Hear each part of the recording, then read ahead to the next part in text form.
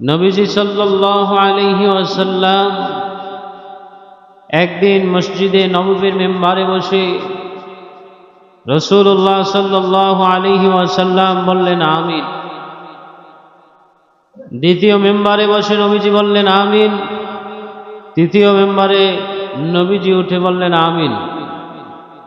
সাহাবায়ে কেরাম জিজ্ঞেস করলেন, ইয়া রাসূলুল্লাহ, ইয়া হাবিবাল্লাহ, আকস্মিকভাবে আপনাকে আমিন বলতে শুনলাম। আল্লাহ রাসূল সাল্লাল্লাহু আলাইহি ওয়াসাল্লাম বলেছেন, জিবরিল আমিন এসে আমাকে বলল, যেই ব্যক্তির সামনে আমার নাম উচ্চারণ করা হয় ওই ব্যক্তি যদি আমার প্রতি দুরূদ না পড়ে তাহলে ওই ব্যক্তির নাক ধুলায় মলিন হোক, ওই ব্যক্তি ধ্বংস হোক। কথাটি বড় আমার পছন্দ হয়েছে, এই জন্য আমি আমিন বলেছি।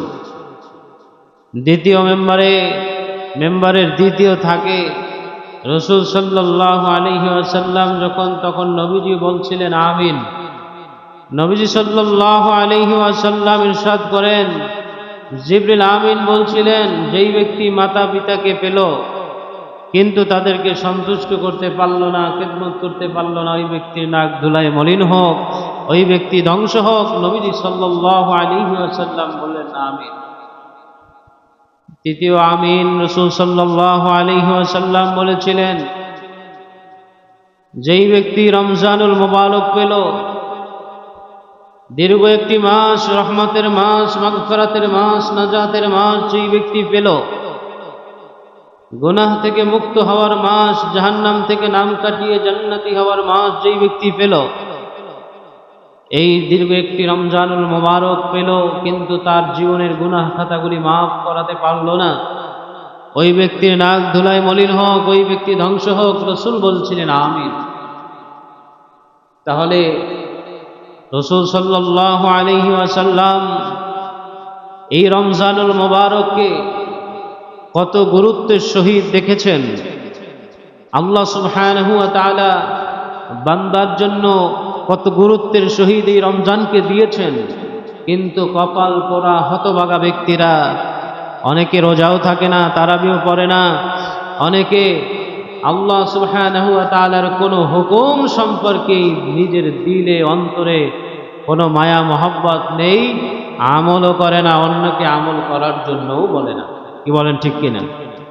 সম্মানিত হাজিরিন, তাহলে এই রমজানুল মুবারক মাস আমরা পেয়েছি, যেই রমজানুল মুবারক মাসে আল্লাহ সুবহানাহু ওয়া তাআলা আমাদের জন্য একটি নফল ইবাদত করলে ওই নফল ইবাদতকে আল্লাহ পাক ফরজ সমতুল্য সওয়াব দিয়ে দেন। সুবহানাল্লাহ বলেন, সুবহানাল্লাহি বিহামদি। কত সুন্দর আল্লাহ সুবহানাহু ওয়া তাআলা কত গুরুত্ব আমাদেরকে দিয়েছেন, কত তাৎপর্যপূর্ণ রমজান আমাদের জন্য রেখেছেন। সম্মানিত হাজিরিন, আল্লাহ সুবহানাহু ওয়া তাআলা আমাদেরকে এই রমজানুল মুবারকে যদি একটি মাত্র ফরজ ইবাদত কেউ করে তাহলে ৭০টি ফরজ আমলের সমতুল্য সওয়াব আল্লাহ পাক দান করবে। সুবহানাল্লাহ। সম্মানিত হাজিরিন, আজকের খুতবার আলোচ্য বিষয় হবে রমজানুল মুবারকের পুরস্কার সম্পর্কে। রমজানুল মুবারকের পুরস্কার, প্রত্যেকটা কাজের একটা পুরস্কার আছে না নাই বলেন? কি আছে না বলেন? প্রত্যেকটা কাজের একটা পুরস্কার আছে। আল্লাহ সুবহানাহু ওয়া তাআলা আমাদেরকে এই রমজানুল মুবারকে পুরস্কার দিবেন। কি পুরস্কার দিবেন? প্রত্যেক আমল নিজে নিজে মানুষকে দেখিয়ে করা যায়, কিন্তু রমজান মুবারকের রোজা, এই রোজাটা কোনো মানুষকে দেখিয়ে করা যায় না, লুকানো যায় না আল্লাহ সুবহানাহু ওয়া তাআলাকে। কি বলেন, ঠিক কিনা?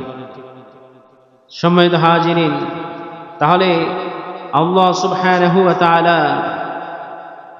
যেই ব্যক্তি এই রমজানুল মুবারকের রোজা পালন করেছে তার জন্য পুরস্কারের ঘোষণায় রাসূলুল্লাহ সাল্লাল্লাহু আলাইহি ওয়াসাল্লাম বলেন, মান সামা রমাদানা ঈমানান ওয়া ইহতিসাবান গুফিরা লাহু মা তাকদ্দামা মিন যামবিহি, যে ব্যক্তি ঈমানের সাথে সওয়াবের আশায় রমজানুল মুবারকের সিয়াম পালন করবে, আল্লাহ সুবহানাহু ওয়া তাআলা তার অতীতের জীবনের গুনাহগুলি মাফ করে দিবে। সুবহানাল্লাহ। আপনার আমার জীবনের গুনাহগুলো আল্লাহ পাক এই রমজানের রোজার খাতিরে মাফ করে দিবে। এর চাইতে বড় চাওয়া পাওয়ার কি হতে পারে? একটি মাস আমরা সিয়াম সাধনা করেছি, আল্লাহ পাক আপনার আমার অতীতের জীবনের গুনাহ যদি মাফ করে দেয়, এটা আপনার আমার জন্য অনেক কিছু পাওয়া। কি বলেন, ঠিক কিনা? সম্মানিত হাজিরিন, রাসূলুল্লাহ সাল্লাল্লাহু আলাইহি ওয়াসাল্লাম ইরশাদ করেন, মুসলিম শরীফের হাদিস, কুল্লু আমাল ইবনে আদম ইউদাআফুল হাসানাতু বিআশরি আমসালিহা ইলা 700 দি'ফিন, ক্বালা আল্লাহু আযজা ওয়া জাল্লা ইল্লা আস-সাওমা ফাইন্নাহু লি ওয়া আনা আউসি বিহি। মানব সন্তানের জন্য প্রত্যেক নেক আমলের প্রতিদান 10 থেকে 700। আল্লাহ সুবহানাহু ওয়া তাআলা এরকম বৃদ্ধি করে দেন। কিন্তু সিয়ামের বিষয়টি ভিন্ন, যেখানে হাদিসে কুদসির মধ্যে আল্লাহ পাক রব্বুল আলামিন রাসূলকে জানিয়ে দিলেন, রাসূল বললেন যে আস-সাওমু লি ওয়া আনা আউসি বিহি, এই রোজাটা হচ্ছে আমার জন্য এবং এর প্রতিদান আমি আল্লাহ সুবহানাহু ওয়া তাআলা নিজ হাতে দেব। সুবহানাল্লাহ বলেন। এর প্রতিদান একমাত্র আল্লাহ রাব্বুল আলামিন নিজেই দিবেন। প্রত্যেক নামাজ বলেন, প্রত্যেক ইবাদত বলেন, যা কিছু বলেন, সমস্ত আমলগুলির জন্য আল্লাহ সুবহানাহু ওয়া তাআলা 10 থেকে 700 গুণ পর্যন্ত আল্লাহ পাক নেক আমল বাড়িয়ে দেন। কিন্তু এটা বাড়ানো, বাড়তি, এর থেকেও ভিন্ন একটা জিনিস, যার মান, যার মর্যাদা উঁচু স্থানে আল্লাহ পাক রেখেছেন। এই জন্যই বলেছেন আমি নিজে দেব এটা। সুবহানাল্লাহ বলেন। সম্মানিত হাজিরিন, রোজার প্রতিদান হবে জান্নাত। রোজার প্রতিদান কি? জান্নাত। মুসনাদে আহমদের মধ্যে আসছে, মান সামা ইয়াওমান ইবতিগা ওয়াজহিল্লাহ খুতিমা লাহু বিহা দাখালাল জান্নাহ, যে ব্যক্তি আল্লাহ সুবহানাহু ওয়া তাআলার সন্তুষ্টির জন্য সওয়াবের আশায় যেই ব্যক্তি রোজা পালন করবে, যেই ব্যক্তি আল্লাহ সুবহানাহু ওয়া তাআলাকে রাজির জন্য, খুশির জন্য, আল্লাহর সন্তুষ্টির জন্য সওয়াবের আশায় রোজা পালন করবে, এবং ওটা যদি আল্লাহর জন্যই হয়, তাহলে এই রোজা পালন করার জন্য এই ব্যক্তিকে আল্লাহ পাক জান্নাত দিবেন, তিনি জান্নাতে প্রবেশ করবে। সুবহানাল্লাহ বলেন। তাহলে এই রমজানুল মুবারক আপনার আমার জন্য কত গুরুত্বপূর্ণ। যারা রোজা রাখে নাই তারা কত হতভাগা, আর যারা রেখেছে তারা কত দামি। সম্মানিত হাজিরিন, রোজা কিয়ামতের দিন সুপারিশ করবে। রোজা কি করবে? কিয়ামতের দিন সুপারিশ করবে আল্লাহর দরবারে। রোজা আপনার কথা বলে আপনাকে জান্নাত পর্যন্ত পৌঁছে দেবে। বলেন সুবহানাল্লাহ। সম্মানিত হাজিরিন, রাসূল সাল্লাল্লাহু আলাইহি ওয়াসাল্লাম বলেন, আসিয়ামু ওয়াল কুরআনু ইয়াশফাআনা লিল আবদি ইয়াওমাল কিয়ামা ইয়াকুলু সিয়ামু আইয়ু রাব্বি মানআতুহু আত-তাআমা ওয়াশ-শাহাওয়াতি বিন-নাহারি ফাশাফি'নি ফীহি ওয়া ইয়াকুলুল কুরআনু মানআতুহু আন-নাওম বিল-লাইলি ফাশাফি'নি ফীহি ক্বালা ফায়ুশফাআনি। রাসূল সাল্লাল্লাহু আলাইহি ওয়াসাল্লাম বলেন, সিয়াম মানে রোজা, কোরআন কিয়ামতের দিন মানুষের জন্য এভাবে সুপারিশ করবে যে সিয়াম বলবে, রোজা বলবে, হে রব্বাল আলামিন, ইয়া রব্বাল আলামিন, হে প্রভু, আমি দিনের বেলায় তাকে এ সিয়াম পালনকারীকে পানাহার ও যৌনতা থেকে আমি বিরত রেখেছি। সুবহানাল্লাহ বলেন। রোজা আল্লাহর দরবারে বলবে, হে রব, ইয়া রব্বাল আলামিন, আমি সিয়ামকারীকে, রোজা পালনকারীকে আমি দিনের বেলা খানার থেকে, পানাহার থেকে, আমি কামাচার থেকে আমি বিরত রেখেছি। এখন এই রোজার ব্যাপারে ইয়া রাব্বাল আলামিন আমি সুপারিশ করলাম, বলেন না সুবহানাল্লাহ। তাই রাসূল সাল্লাল্লাহু আলাইহি ওয়াসাল্লাম বলেন, আল্লাহর দরবারে বলবে আপনার এই রোজাগুলোকে কবুল করে তাকে আমার সুপারিশ মতো তাকে জান্নাতি হিসেবে কবুল করে নেন, সুবহানাল্লাহ। অনুরূপভাবে কোরআন তেলাওয়াত, কোরআন আল্লাহর কাছে বলবে ইয়া রাব্বাল আলামিন আমাকে অধ্যয়নরত থাকার কারণে ঘুম থেকে আমি তাকে বিরত রেখেছি, সুবহানাল্লাহ। রাতের বেলা খতম তারাবি পড়ে অথবা সূরা তারাবি পড়ে, যাই পড়ে ওই তারাবি পড়ে মানুষ জাগ্রত থাকে, তেলাওয়াত করে, কি বলেন ঠিক কিনা? এই কোরআন তেলাওয়াত কি করবে? সুপারিশ করবে, বলবে এই আমাকে তেলাওয়াত করে সেই ব্যক্তি ঘুমায় নাই, জাগ্রত থেকেছে, আল্লাহ আপনি কবুল করেন, বলেন সুবহানাল্লাহ। তাহলে রোজা আপনাকে আমাকে কি করবে? সুপারিশ করবে। রোজা আপনাকে আমাকে জান্নাতে যাওয়ার জন্য বলবে, সুপারিশ করবে। হাসরের মাঠে আল্লাহ তাআলা রোজাদারকে বিশেষ পানি পান করাবে, সুবহানাল্লাহ। হাসরের ময়দানে, কোথায়? হাসরের ময়দানে, যে উত্তপ্ত ময়দানে, এমন আপনার জমিনটা সেটা মাটির জমিন নয়, সেটা হবে তামার জমিন। কিসের জমিন হবে? তামার জমিন হবে। ওই তামার জমিনকে যখন সূর্যের আলো, যখন তাপ যখন দিতে থাকবে, দিতে দিতে উত্তপ্ত হয়ে যাবে, সূর্যের তাপে উত্তপ্ত হয়ে যাবে, ওই গরম উত্তপ্ত ওই মাঠে, ওই ময়দানে মানুষগুলো পানির পিপাসায় হাহাকার হয়ে যাবে। মানুষ পানি পানি বলবে, কিন্তু পানি কে কারে দেবে? ইয়া নাফসি বলে, ইয়া নাফসি বলে যে আমার আমল নামা আমি কোন হাতে পাবো? ডান হাতে পাবো না বাম হাতে পাবো? সেই অবস্থায় তো, সেই চিন্তাই তো মানুষের পেরেশানি হয়ে থাকবে। কে কাকে পানি দিতে যাবে? কে কার উপকার করবে? কোনো ব্যক্তি কারো উপকারে আসবে না। হাসরের ময়দানে এমন একটা প্রথম পর্যায়ে অবস্থা হবে, আল্লাহ সুবহানাহু ওয়া তাআলা একমাত্র রোজাদার যারা, ওই রোজাদারকে আল্লাহ পাক বিশেষ এক ধরনের পানি পান করাবেন, বলেন সুবহানাল্লাহ। ইন্নাল্লাহা তাবারাকা তাআলা قال على نفسي أنه من عطش نفسه له في يوم الصائف سقاه الله يوم العطش। আল্লাহ তাআলা নিজের উপর আবশ্যক করে নিয়েছেন, যে ব্যক্তি তার সন্তুষ্টির জন্য গ্রীষ্মকালে রোজার কারণে পিপাসার্ত থেকেছে, তিনি তাকে তৃষ্ণার দিন, কিয়ামতের দিন পানি পান করাবেন, বলেন সুবহানাল্লাহ।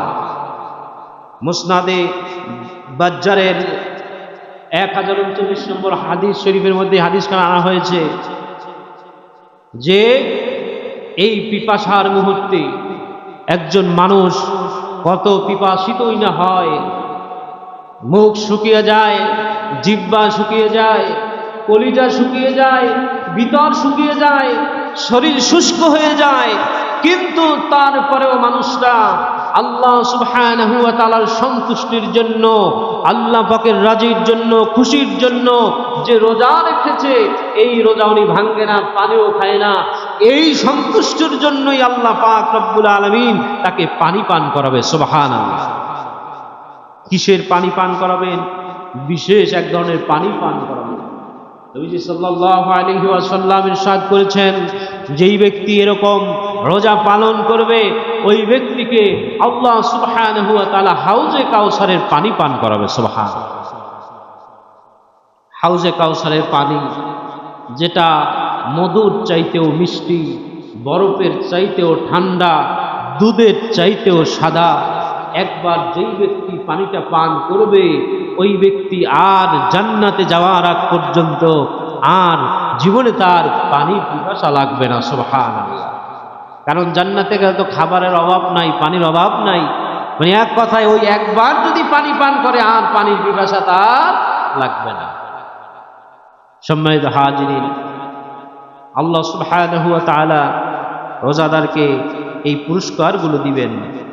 রোজাদারের সম্মান, ইজ্জত আল্লাহ সুবহানাহু ওয়া তাআলা কতটুকু বাড়িয়ে দিয়েছেন, এটার মাধ্যমে আপনি বুঝবেন তার মুখের ঘ্রাণটা, মুখের যে দুর্গন্ধটা, মানুষ অনেক সময় না খেয়ে থাকলে বা দেখবেন রাতের বেলা ঘুমালে মানুষ সকালে উঠলে মুখ দুর্গন্ধ হয়ে যায়, কি বলেন ঠিক কিনা?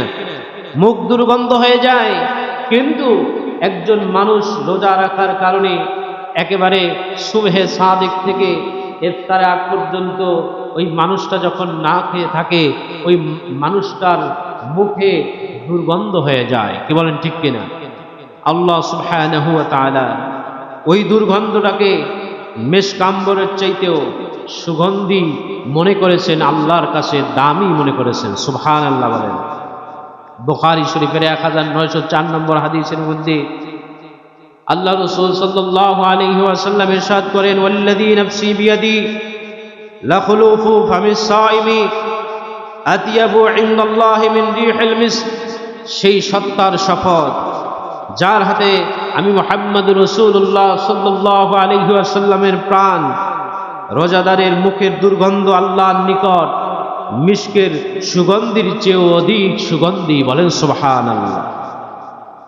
মিসকম্বর, মিস্ক যে সুগন্ধি তার চাইতেও বেশি সুগন্ধিময় হলো রোজাদারের মুখের দুর্গন্ধ। বলেন না সুবহানাল্লাহ। কত সম্মান দিয়েছেন রোজাদারের জন্য, কত পুরস্কার আল্লাহ পাক দিবেন। রোজাদারের দোয়া আল্লাহ সুবহানাহু ওয়া তাআলা কবুল করেন, রোজাদারের দোয়া আল্লাহ সুবহানাহু ওয়া তাআলা ফেরত দেন না। সুবহানাল্লাহ। রোজাদার যদি আল্লাহর দরবারে দোয়া করে সেই দোয়া কি হয় না? ফেরত হয় না। মুসনাদে ইবনে মাজাহ, সুনান ইবনে মাজার মধ্যে আসছে 1753 নম্বর হাদিস, ইন্না লিসাইমি ইনদা ফিতরিহি দাওয়াতা মা তুরাদ্দু। ইফতারের সময় রোজাদার যখন দোয়া করে তখন তার দোয়া ফিরিয়ে দেওয়া হয় না, বরং তার দোয়া কবুল করা হয়। বলেন সুবহানাল্লাহ। তার দোয়া কি করা হয়? কবুল করা হয়। ইফতারে আগ মুহূর্তে বান্দা যখন খানা সামনে নিয়ে, ইফতার সামনে নিয়ে, অনেক ধরনের খাবার নিয়ে যখন বসে থাকে তখন আল্লাহ সুবহানাহু ওয়া তাআলা ফেরেশতাদেরকে ডেকে বলে, ফেরেশতারা দেখো, তোমরা তো বলছিলে এই আদম সন্তান বানানোর কোনো দরকার নাই, আমরাই তো ইবাদত করি, আমরাই তো তাসবিহ পড়ি, কিন্তু দেখো আমাকে না দেখে ওরা এত বিশ্বাস করেছে, আমাকে আমার হুকুম মেনে তারা ওই খাবার সামনে নিয়ে বসে আছে, ইফতারের সময় না হওয়া পর্যন্ত তারা খাবে না।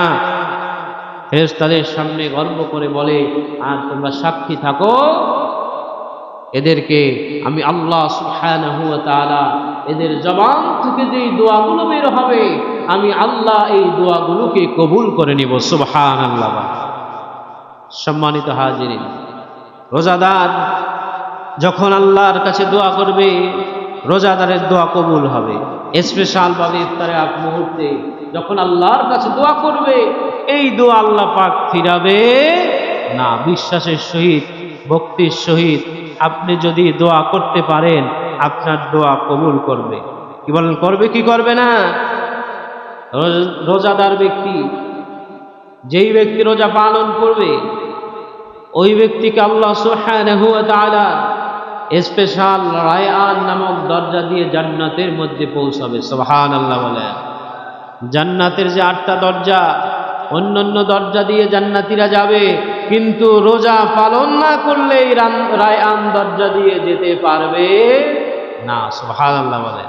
এটা রোজাদারদের জন্য স্পেশাল। স্পেশাল বলতে তো কিছু জিনিস থাকে, কি বলেন ঠিক কিনা? সম্মানিত হাজিরিন, ইন্না ফিল জান্নাতি বাবান ইউকালু লাহু রায়্যান ইয়াদখুলু মিনহু সাইমুনা ইয়াওমাল কিয়ামা লা ইয়াদখুলু মিনহু আহাদুন গায়রুহুম ইউকালু আইনা সাইমুন ফায়াকুমু লা ইয়াদখুলু মিনহু আহাদুন গায়রুহুম ফাইদা দাখালু উগলিকা ফালাম ইয়াদখুলু মিনহু আহাদুন। জান্নাতের একটি দরজা আছে, ওই দরজার নাম হলো রায়আন দরজা। ওই দরজার নাম কি? রায়আন দরজা।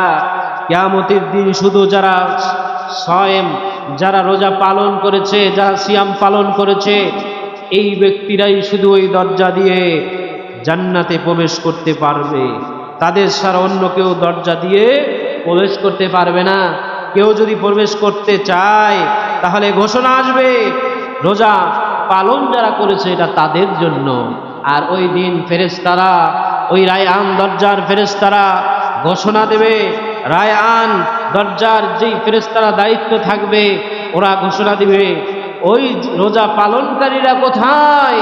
আজকে আসো, সম্মানজনক এই রায়আন দরজা দিয়ে তোমরা প্রবেশ করো। সুবহানাল্লাহ বলেন। ভাইয়েরা আমার, বন্ধুরা আমার, তারা যখন প্রবেশ করবে ফেরেশতাদের আহ্বানে সবাই আসবে। আসার পরে ওই ফেরেশতাদের আহ্বানে রায়আন দরজা দিয়ে ঢোকার পরে দরজাটি বন্ধ হয়ে যাবে। বলেন সুবহানাল্লাহ। ওই দরজা দিয়ে শুধু একমাত্র তারাই যারা রোজা পালন করেছে, যারা সিয়াম পালন করেছে, ওই মানুষগুলো জান্নাতে ঢুকবে। এই ব্যতীত আর কোনো মানুষ ওই দরজা দিয়ে জান্নাতের মধ্যে ঢুকতে পারবে না। সম্মানিত হাজিরিন, রোজাদারগণ আল্লাহ পাকের দিদার পাবে। বলেন সুবহানাল্লাহ। রোজাদারগণ কি পাবে? আল্লাহ পাকের দিদার পাবে। রাসূল সাল্লাল্লাহু আলাইহি ওয়াসাল্লাম বলেন, মুসলিম শরীফের 1151 নম্বর হাদিস, লিস-সাইমি ফারহাতানি, ফারহাতুন ইনদা ফিতরিহি ওয়া ফারহাতুন ইনদা লিকাই রাব্বিহ। সিয়াম পালনকারীর জন্য দুটি সময় আনন্দের, দুটি মুহূর্ত আনন্দের। একটি সময় হলো তারা যখন ইফতার করে, ইফতারের মুহূর্তটা রোজাদারের জন্য আনন্দ।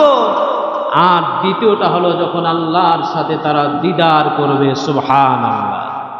আল্লাহর সাথে তারা যখন সাক্ষাৎ করবে, এই সময়, এই দুই সময়টা হলো কি রোজাদারের জন্য আনন্দের।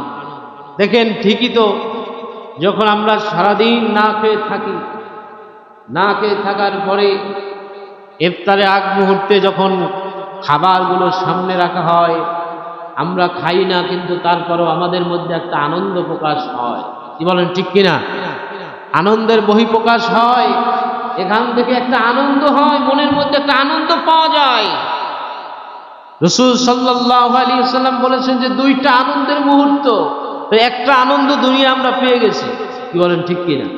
আর একটা আনন্দ যখন আল্লাহ পাক রব্বুল আলামিন আপনাকে আমাকে দিদার দিবেন, দেখা দিবেন, সাক্ষাৎ দিবেন, তখন আর একটা আনন্দ আমরা পেয়ে যাব। সুবহানাল্লাহ বলেন। তাইলে ভাইরা আমার, যারা রোজা পালন করেছে, এই রোজাদারের জন্য যেই পুরস্কার, এই রোজাদারের জন্য যেই আহ্বান, রোজাদারের জন্য যে নিয়ামত, এই নিয়ামত বেরোজগার যারা রোজা যারা রাখে নাই তাদের জন্য কি এটা হবে? বলেন, হবে? হবে না। সম্মানিত হাজিরিন, এরপরে শেষ পুরস্কারের কথা আমি বলবো। রোজাদারের জন্য জান্নাতের দরজাগুলো খুলে দেওয়া হয়। বলেন সুবহানাল্লাহ। রোজাদারের জন্য জান্নাতের দরজাগুলো খুলে দেওয়া হয়। রমজানুল মুবারক যখন শুরু হয়েছে, তখনই আল্লাহ সুবহানাহু ওয়া তাআলা জান্নাতের সমস্ত দরজাগুলো খুলে দিয়েছেন। সুবহানাল্লাহ বলেন। জাহান্নামের যে 7টি দরজা, সেটা বন্ধ করে দিয়েছেন। রোজাদারের সম্মানে জাহান্নামের দরজা বন্ধ, জান্নাতের দরজা খোলা। নবীজি সাল্লাল্লাহু আলাইহি ওয়াসাল্লাম বলেন, ইদা জাআ রমাদানু ফুতিহাত আবওয়াবুল জান্নাহ। যখন রমজান আসে তখন জান্নাতের দরজাসমূহ খুলে দেওয়া হয়। বলেন সুবহানাল্লাহ। সম্মানিত হাজিরিন, তাইলে রমজানুল মুবারকের প্রথম 10 দিন গেছে রহমতের। আল্লাহ পাকের রহমত অনবরত বর্ষণ হয়, অনবরত রহমত বর্ষণ হতেই চলছে, রহমত আর বন্ধ হয় নাই, রহমত চলবে শেষ পর্যন্ত।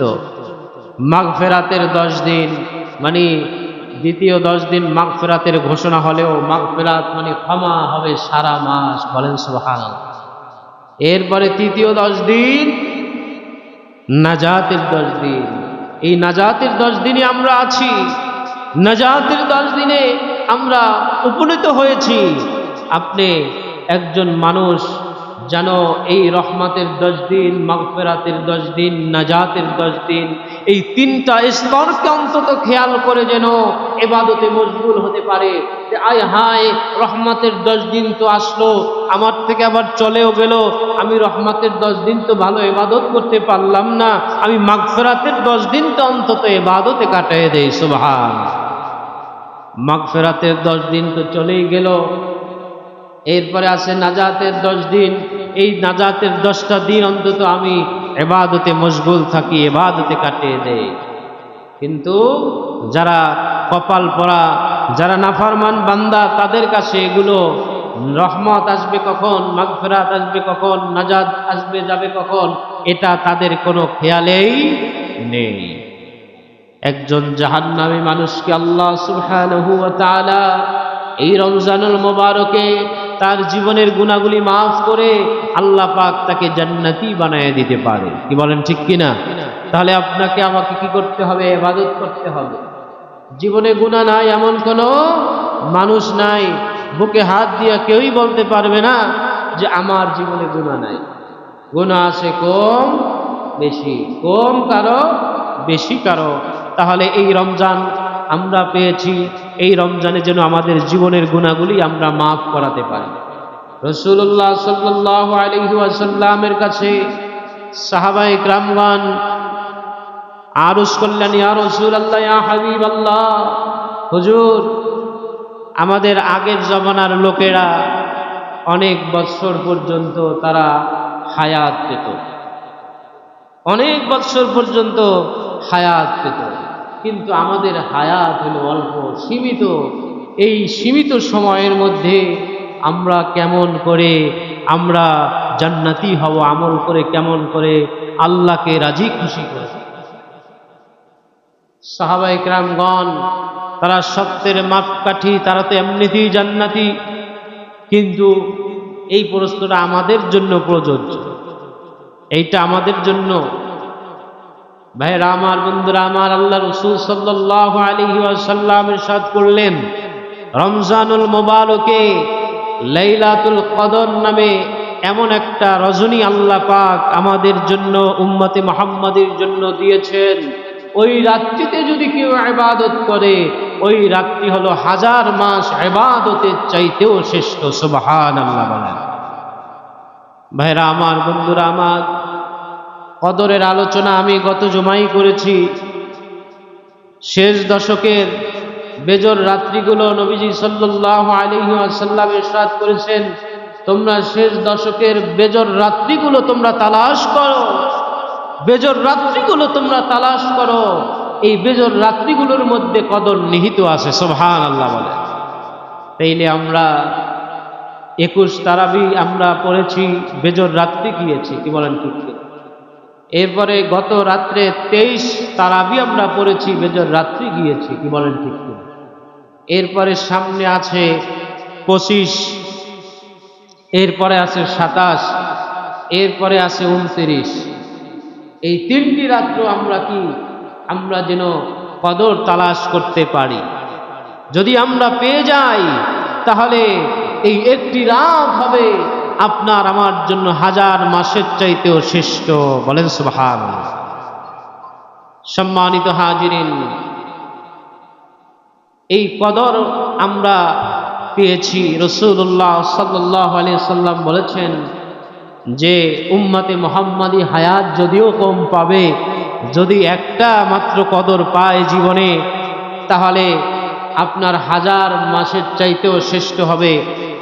তাহলে দেখেন কত, এরকম যদি একটা মানুষ 30 বছর কদর পায়, তাহলে 30,000 তারও শ্রেষ্ঠ, তার চাইতেও বেশি 30,000 মাস। বলেন ঠিক কিনা? এই জন্য আপনার আমার জন্য যে সুযোগ দেওয়া হয়েছে, এই রমজানুল মোবারক মাস কোরআন নাজিলের মাস, সামনেই আসতেছে কি আমরা পাবো 25, 27, 29। বিগত যা গেছে এটা হলো কি আপনার 21 গেছে, 23 গেছে, এখন সামনে 25, 27, 29। এগুলো আমরা যেন মিস না করি, এগুলো যেন আমরা পাই। কি বলেন ঠিক কিনা? দরকার আছে না নাই? ভাইরা আমার, বন্ধুরা আমার, যারা ইতিকাফ করতেছে দোয়া করি আল্লাহ পাক তাদের ইতিকাফকে কবুল করুন এবং সুস্থতার সহিত ইতিকাফকে সুসম্পন্ন করার তৌফিক দান করুন। সকলে বলি আমিন। সম্মানিত হাজিরিন, ইতিকাফ যারা করছে তারা তো নিশ্চয়ই এই লাইলাতুল কদর পাবে। আমরা যারা বসতে পারি নাই, আমরা নিয়াত করব যারা আগামীতে অন্তত আমরা বসতে পারি। কি বলেন, ঠিক কিনা? সম্মানিত হাজিরিন, ইতিকাফ সুন্নতে মুআক্কাদা লিল কিফায়া। যেই মসজিদে জুমা হয় মহল্লার পক্ষ থেকে ওই মসজিদে একজন মানুষকে, অন্তত কমপক্ষে একজন মানুষকেও হলেও ইতিকাফ বসানো লাগবে। যদি না বসায় তাহলে সকলে মিলে গুনাহগার হবে। ইতিকাফ খুবই গুরুত্বপূর্ণ একটি ইবাদত। একান্তে আল্লাহর সাথে কথা বলা, একান্তে আল্লাহর সান্নিধ্যে ইবাদত করা, মশগুল হয়ে ইবাদত করার জন্য ভিন্ন পরিবেশ পরিস্থিতি স্থান না হলে আসলে ওই রকম ভাবে ইবাদত হয় না। কি বলেন, ঠিক কিনা? ঘরে বসে ইবাদত করা যায়, সকলের সাথে মিলেও ইবাদত করা যায়, একাও ইবাদত করা যায়, কি যায় কি যায় না? তাহলে এই ইবাদত রমজানুল মুবারকের শেষ দশক রাসূল সাল্লাল্লাহু আলাইহি ওয়াসাল্লাম তার জীবদ্দশায় রাসূল সাল্লাল্লাহু আলাইহি সাল্লামের শেষ মুহূর্ত পর্যন্ত রমজানুল মুবারকের শেষ দশকের ইতিকাফ করছেন, বাদ দেননি। ইতিকাফ করার সময় অনেকে ইতিকাফের আদব সমূহ অনেকে জানে না, বোঝে না, যে এই বসলাম এই উঠলাম হাঁট হুট, এরকম নয়। ইতিকাফ তিন ধরনের। কয় ধরনের? তিন ধরনের। এক ধরনের ইতিকাফ হলো মানত ইতিকাফ, যেটা ওয়াজিব। মানত করলে ওয়াজিব করতেই হবে বাধ্যতামূলকভাবে। মানত ইতিকাফ সেটা মনে মনে মানত করলে হবে না, সেটা বলতে হবে যে আমি রমজানুল মুবারকের শেষ 10 দিন ইতিকাফ করব, বলতে হবে। এটা হলো মানত ইতিকাফ। ওয়াজিব ইতিকাফ আর সুন্নতে মুআক্কাদা ইতিকাফ। সুন্নতে ইতিকাফ আর একটা হলো কি আপনার মুস্তাহাব নফল ইতিকাফ।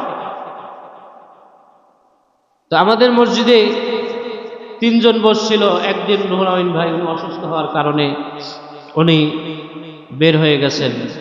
তো ওনাকে আমি জিজ্ঞেস করেছিলাম যে ইতিকাফটা মানত ইতিকাফ কিনা। উনি বললেন যে না হুজুর, মানত ইতিকাফ নয়, এটা আমি রমজানের সওয়াবের আশায় আমি নিয়াত করছি যে ইতিকাফ, এই ইতিকাফ বসছি আর কি।